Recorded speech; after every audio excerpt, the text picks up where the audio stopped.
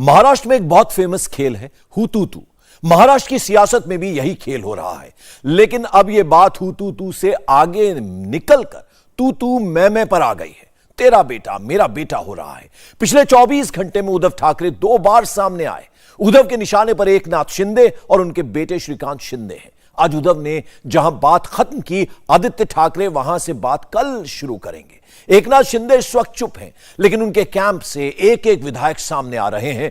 उनके भी टारगेट पर उद्धव और उनके बेटे आदित्य ठाकरे हैं। क्या यह लड़ाई उद्धव ठाकरे और एकनाथ शिंदे की न होकर आदित्य ठाकरे और एकनाथ शिंदे के बेटे श्रीकांत शिंदे पर आ गई है?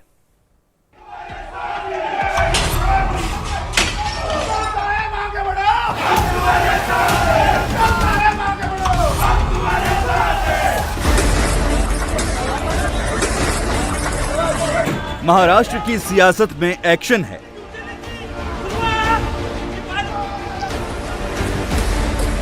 ड्रामा है।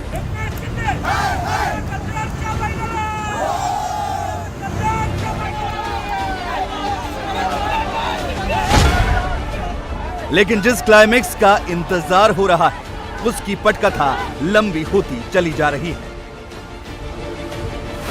दोनों ओर से स्क्रिप्ट लिखी जा रही है, जिसके किरदारों में महाराष्ट्र की सत्ता शिवसेना है और बाला साहब ठाकरे की विरासत। इसी को लेकर एकनाथ शिंदे और उद्धव अब खुलकर आमने सामने आ गए। शिवसेना प्रमुखांनी शेवटच्या भाषणामध्ये तुम्हाला सगळ्यांना सांगितलं होतं, तुम्ही उद्धवला जपा, तुम्ही आदित्यला जपा, म्हणून तुम्ही आम्हाला जपत आलात. पण याचा अर्थ असा कधी मी नाही लागू देणार की मी केवळ साहेबांनी सांगितलं म्हणून आणि म्हणून तुमच्याशी मी वेळावाकडा कसाही वागेन, अजिबात नाही. आज सुद्धा तुम्हाला मी जाहीररित्या सांगतो आहे की जर तुम्हाला वाटत असेल की मी पक्ष चालवायला नालायक आहे, हा नालायक शब्द काय म्हणाल तुम्ही स्वतःला नालायक का म्हणता, म्हटलं मी नाही म्हणत आहे. तुम्हाला मी पक्षप्रमुख किंवा पक्ष चालवायला व्यवस्थित वाटत नसेल तर निर्णय तुमचा आहे की उद्धवजी आजपर्यंत आम्ही साहेबांनी सांगितलं म्हणून तुम्हाला नेता म्हणून मानला, पण तुम्ही शिवसेना नीट चालू शकत नाही, दूर व्हा. मी आत्ता माझ्या पदाचा राजीनामा देतो, आत्ता देतो. कारण मी शिवसैनिक आहे, शिवसेना प्रमुखांचा पुत्र आहे. माझं शिवसेनेवरती जीवापेक्षा जास्त प्रेम आहे, पण ह्याचं आणि मी पक्षप्रमुख आहे. पण जर मला वाटलं की माझ्या शिवसैनिकांना मी मान्य नाही आणि मी शिवसैनिक आहे, माझी शिवसेना माझ्यापेक्षा दुसरा कोणी पुढे अधिक चांगल्या रीतीने देऊ शकतो, जरूर मी पद मोकळं करायला तयार आहे. शिवसेना भवन में राष्ट्रीय कार्यकारिणी की बैठक हुई, जिसमें 6 प्रस्ताव पास हुए हैं। इन प्रस्ताव का पूरा मकसद महाराष्ट्र की सियासत पर फोकस रहा, लेकिन केंद्र में शिवसेना का अस्तित्व था। शिवसेना के 2/3 विधायक लेकर एकनाथ शिंदे गुवाहाटी में हैं, जिससे उद्धव के हाथ से सत्ता की चाबी दूर हो गई। उद्धव के सामने सरकार बचाने के साथ साथ अब पार्टी बचाने की भी चुनौती है, क्योंकि शिंदे ने बागी गुट का नाम शिवसेना बाला साहेब रखा है। मकसद साफ है, बाला साहब के हिंदुत्व पर चलना और उसे भुनाना, जिससे उद्धव गुट बौखलाया हुआ है, क्योंकि उद्धव के सामने अब बाला साहेब ठाकरे के नाम को भी बचाने की चुनौती है। शिवसेना है वो हिंदू हृदय सम्राट शिवसेना प्रमुख बाला साहब ठाकरे जी की है और रहेगी। ये शिवसेना बाला साहब ठाकरे की जो हिंदुत्व की विचारधारा है उस रास्ते से चलेगी, वो रास्ता हम कभी छोड़ेंगे नहीं।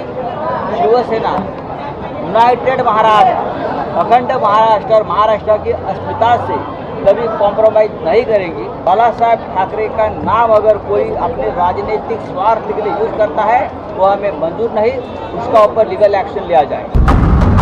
मुंबई में शिवसेना की बैठक खत्म हुई तो गुवाहाटी से शिंदे गुट का जवाब भी फौरन आ गया और दावा 2/3 विधायकों के समर्थन का किया गया। देखिए, उनका संगठन कोई भी नहीं तोड़ रहा है। ये उनकी एक उनका भ्रम है कि कोई हमारा संगठन तोड़ना चाहते हैं। हम भी उस संगठन के मेंबर हैं, आज भी मेंबर है, कल भी रहेंगे। आपको क्यों लगता है कि हम उसको तोड़ने वाले हैं? और कल जाके उद्धव साहब को जब हकीकत का पता चलेगा तो शायद ये भी वो निर्णय लेके हमने जो किया था वो सही नहीं लग रहा है लोगों को, तो हम अपना डिसीजन बदलते हैं। उनका वो ऑप्शन है, वो तो नेता है, वो कुछ भी कर। हमारे पास नंबर है, लेकिन हम लोग रिस्पेक्ट करते हैं उनका। हम लोग बाला साहब के शिव सैनिक है, तो हम लोग उद्धव साहब का रिस्पेक्ट करेंगे। हम लोग क्यों उनके खिलाफ बोलेंगे? हमारा इतना ही कहना है कि ओरिजिनल जहाँ जिस नाम पे आपने ये किया था, इलेक्शन लड़ा था, उस नाम पे हम लोग ये करेंगे, ऐसे मुझे लगता। उद्धव गुट और शिंदे गुट दोनों ही खुद को बाला साहेब का शिव सैनिक बता रहे हैं। खुद को सबसे बड़ा शिव सैनिक साबित करने की होड़ है, लेकिन एक गुट महाविकास अघाड़ी के साथ जाना चाहता है। एकदा म्हणायचं मुख्यमंत्री आम्हाला भेटत नाहीत, एकदा म्हणायचं राष्ट्रवादी आम्हाला फंड देत नाही, काँग्रेस आम्हाला मदत करत नाही. बरं ठीक आहे, शिंदेराज बोलवलं, म्हटलं एकनाथजी बघा, मी तुम्हाला जबाबदारी दिलेली आहे ती शिवसैनिकांची, शिवसेनेची, शिवसेनेच्या आमदारांची, खासदारांची आणि जिल्हा प्रमुख महापालिकेची कामं करण्यासाठी.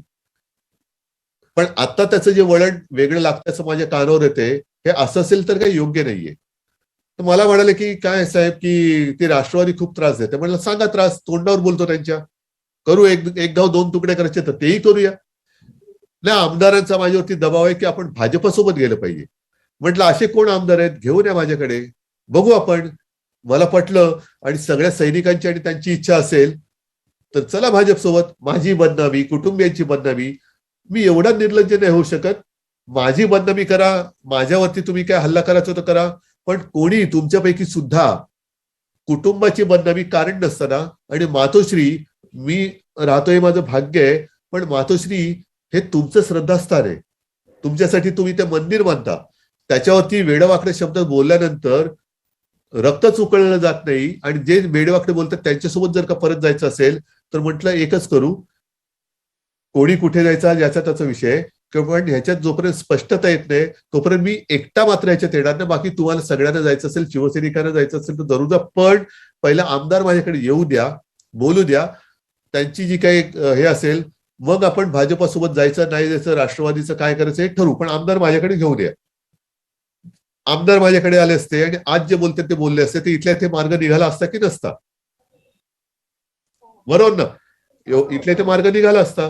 पण तसं न करता सुरतला गेले, तिकडनं आता गुवाहाटीला गेले, तिकडनं आणखीन कुठे, म्हणजे सगळे तीर्थस्थान करून येत आहेत. उद्धव को सत्ता हाथ से जाती हुई दिखाई दे रही है। उद्धव सत्ता बचाना तो चाहते हैं, कोशिश भी कर रहे हैं, गठबंधन के साथियों से मीटिंग कर रहे हैं, लेकिन उद्धव ठाकरे के सामने सरकार बचाने से भी बड़ी चुनौती शिवसेना और बाला साहेब के नाम को बचाना है।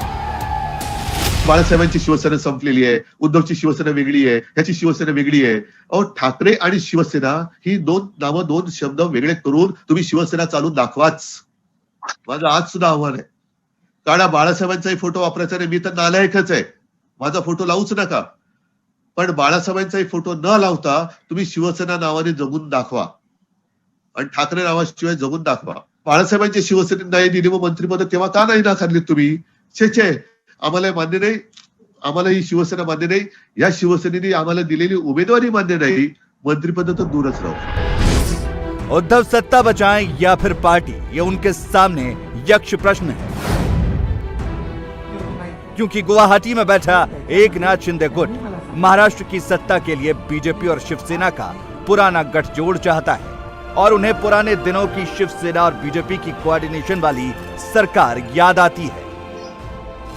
जब हमें कोई भी डिफिकल्टी आती थी उस वक्त तो हम उद्धव साहब को जाके बोलते थे, और जब वो देवेंद्र फडणवीस जी से बात करते थे तो देवेंद्र फडणवीस जी वो कर देते थे।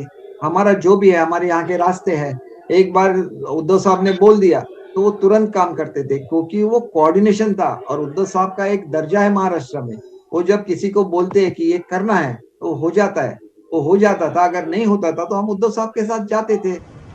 दीपक केसरकर की बातें सुनी। देवेंद्र फडणवीस अच्छे सीएम थे, बात सुनते थे और काम झट से हो जाता था, लेकिन अब खुद की पार्टी का सीएम कुर्सी पर बैठा है, काम में परेशानी है।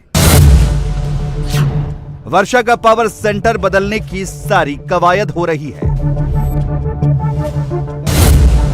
मुंबई से 2700 किलोमीटर दूर गुवाहाटी में, जिसका जवाब उद्धव ठाकरे दे रहे हैं। उद्धव भी वर्षा से फिलहाल दूर हैं, लेकिन जिद बरकरार है। सोडलं म्हणजे मी मोह सोडलाय, जिद्द नाही सोडलेली. मी जिद्द नाही सोडलेली, मी मोह सोडलेला आहे. आणि तो मोह पुन्हा माझा शिवसैनिक आता त्या बंगल्यात जाईल, तो माझा शिवसैनिक जाईल. आधीच त्यांनी पळवल्यासारखे नेलेले आहेत. म्हणजे कोणाला काही न सांगता नेलेले आहे आणि मग तिकडे गेल्यानंतर सांगितलं आपल्याला असं करायचंय. पण ज्यांना जायचंय फसवून जाऊ नका, उघडपणाने जा. जो शिवसैनिक माझ्यासोबत राहील त्याच्या सोबतीने मी पुन्हा एकदा शिवसेना उभी करेन. महाराष्ट्र में सत्ता के लिए, पार्टी के लिए, बाला साहेब के नाम के लिए जंग हो रही है. शह और मात का खेल रणनीति से हो रहा है, मीटिंग से हो रहा है, सड़क पर संग्राम से हो रहा है, दफ्तर में तोड़फोड़ से हो रहा है. दबाव की भी टैक्टिक्स अपनाई जा रही है. आप महाराष्ट्र से बाहर है भाई, आप महाराष्ट्र में आकर ये बात कर लीजिए. किसी की सुरक्षा नहीं निकाली, ये जिम्मेदारी हमारी नहीं है. लोगों का गुस्सा ज़रूर है, अब तक गुस्सा जो है उसका विस्फोट नहीं हुआ है, लेकिन हो सकता है. अभी मेरे पास सांगली के लोग आए हमारे, पूछना चाहते हैं हम लोग क्या करें, अगर ये लोग भड़क गए तो आग लग जाएगी. मैं आपको बताना चाहता हूँ, लेकिन सबको बोला है संयम रखो. मुझे विश्वास है जब ये विधायक मुंबई में आ जाएंगे तो हमारे पाले में आ जाएंगे. शिवसेना में फूट पड़ी है. महाविकास अघाड़ी सरकार की कुर्सी का एक पांव पूरी तरह से कमजोर हो गया. बीजेपी पूरे हालात पर नजर बनाए हुए है. देवेंद्र फडणवीस मीटिंग कर रहे हैं, बीजेपी के सहयोगियों से मिल रहे हैं, जिससे मौका मिलते ही सत्ता का समीकरण फिट कर लिया जाए. लेकिन संजय राउत देवेंद्र फडणवीस को मामले से दूर रहने की सलाह दे रहे हैं. मैं देवेंद्र जी को एक सलाह दूंगा. वो भी राजनीति में बहुत सालों से माहिर खिलाड़ी है. आप इस झमेले में मत पड़िए. फिर एक बार जो सुबह का हो गया था ना वो शाम का हो जाएगा. इस झमेले में मत पड़िए. आप आपकी जो भी बची कुची प्रतिष्ठा है वो संभाल कर रखिए. चुनाव में देखेंगे. इस झमेले में आप मत पड़िए, आप फंस जाओगे. इंडिया टीवी हर वक्त हर जगह डाउनलोड करने के लिए सर्च करें India TV news Google play store या ऐप स्टोर पर.